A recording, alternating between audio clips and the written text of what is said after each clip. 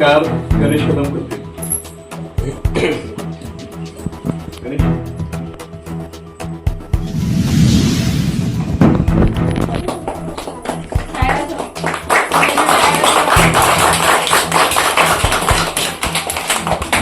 प्रमुख प्रणव सावंत यांचा सत्कार संपल मॅडम करतील.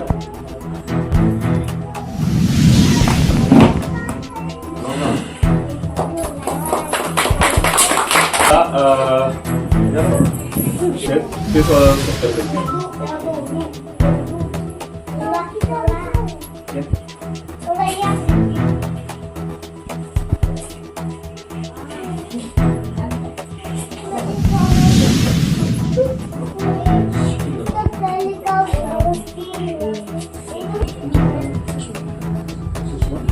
सुषमा डाणे मॅडम सत्कार करतील.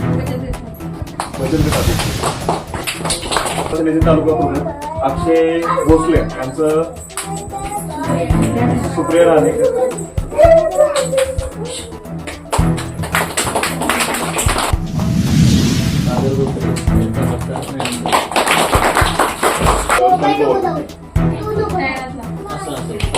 इकडे इकडे इकडे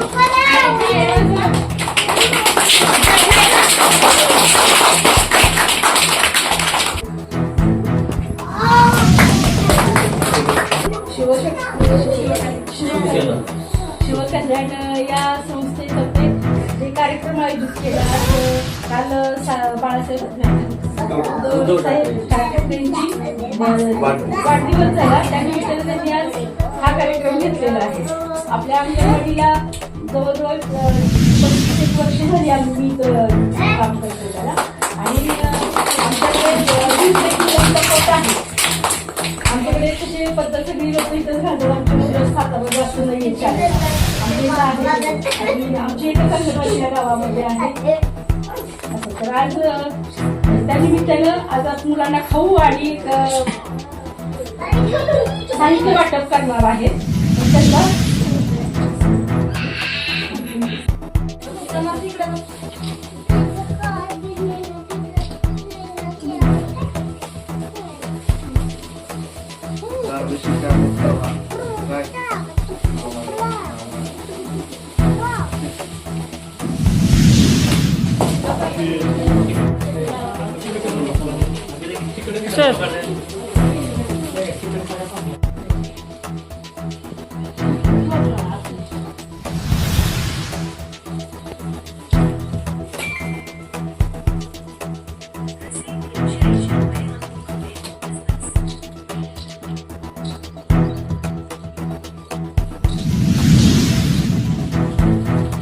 जय महाराष्ट्र.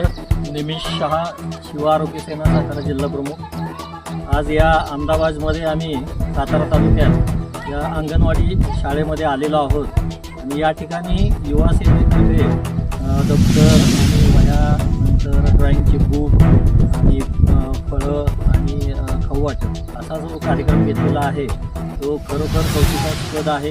युवासेनेचं सातारा जिल्ह्यामध्ये सागर धोत्रेंच्या मार्फत चांगलं काम चालू आहे.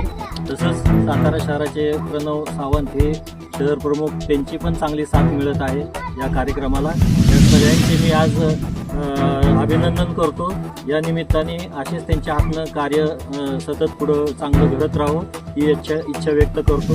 जय हिंद, जय महाराष्ट्र. जय महाराष्ट्र.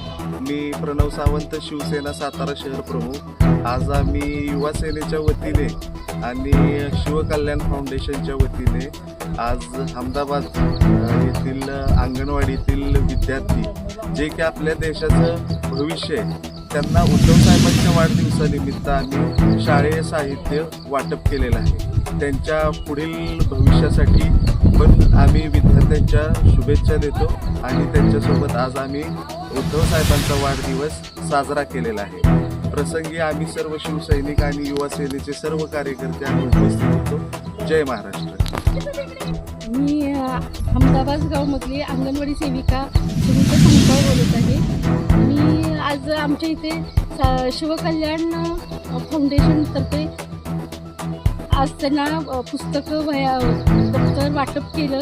सागर धोत्रे यांनी खूप छान काम केलेलं आहे. गरीब विद्यार्थ्यांना आज गरज होती ती गरज खूप त्याच्यामुळे भागलेली आहे. हे फाउंडेशन खूप छान काम करत आहे. शिवकल्याण फाउंडेशन मार्फत सागर धोत्रे हे खूप छान काम करत आहेत. त्यांची वेळोवेळी आम्हाला मदत होत आहे आणि अजून जरी आम्हाला काही लागणार असेल तरी त्यांच्या मार्फत आमचं हे सगळ्या गरजा भागणार आहे.